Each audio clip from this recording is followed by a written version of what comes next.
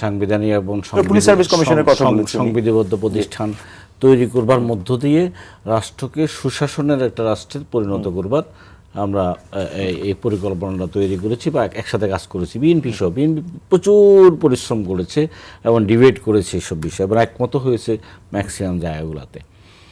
তো এর পরবর্তী সময় যেটি এই গণ অভ্যুত্থান পরবর্তী সময় এত কাজ, এত সংস্কার নিয়ে আলোচনা, এত কিছু, এরপরে সরকার গঠন করার পরে বিএনপি যে পথে হাঁটবার চেষ্টা করছে বা যেদিকে যাচ্ছে সেটি তো পুরো ইউটার্নের মতো হয়ে গেল, একদম ইউটার্ন। বিএনপির 31 দফা আছে, যেখানে ব্যারিস্টার ফুয়াদ বলছেন, আমরা বলছি, যদিও গণতন্ত্র মঞ্চ আমরা করতাম তখন আমরা 31 দফার বিএনপির সাথে একটু পার্থক্য আছে, কিন্তু আমরা সংস্কারের লক্ষ্যেই এই কাজগুলো করেছি।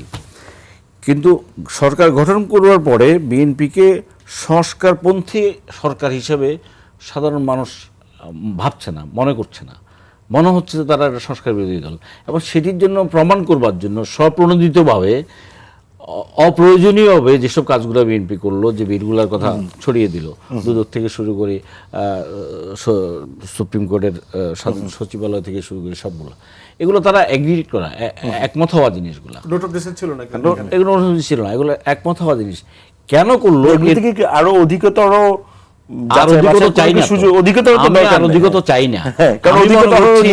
আমি মনে করছি যে ফ্যাসিবাদী কাঠামো যেখানে বিদ্যমান ছিল সেটাকে বৈপ্লবিকভাবে আমি পরিবর্তন করতে পারিনি, আমি বিপ্লব হয় নাই, যেটাকে উল্টে একদম একদম স্বচ্ছ করে ফেলবো আমি চাই নাই। আমি চাচ্ছি একটু অগ্রগতি। আমি চেয়েছিলাম যে এটা এক ধাপ অগ্রগতি ঘটলে আমার এই জায়গাগুলোকে আমি নিশ্চিত করতে পারবো।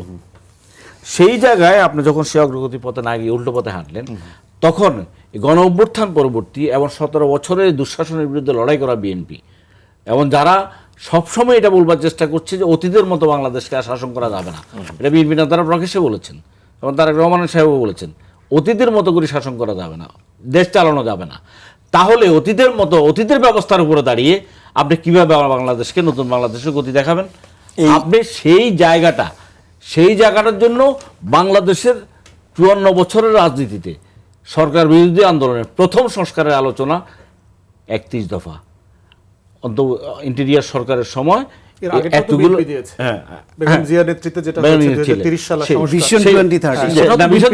থেকে এটা অনেক বেশি কার্যকর। বিএনপি 10 দফা দিল, 27 দফা দিল, এরপরে সকলে মিলে আমরা 31 দফা তৈরি করলাম, যেখানে সংস্কারের অনেক বিষয় বেশি করে ইনক্লুড করা হলো। এবং সেটাই যখন লক্ষ্য হলো, অতীতের সরকার হটানোর আন্দোলন ছিল প্রধান,